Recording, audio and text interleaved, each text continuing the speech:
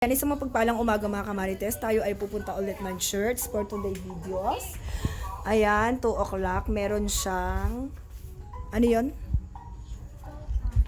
Toka, magluluto sila para sa mga,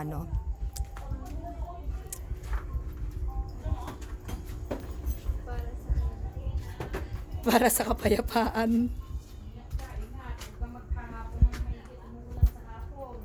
Apa. Magluluto sila para sa doktrina. Sila yung magluluto. Ay, hindi pala siya marunong magluto, guys. Maghihiwa lang siya.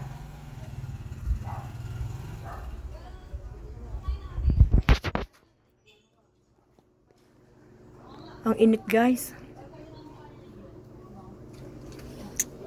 Init.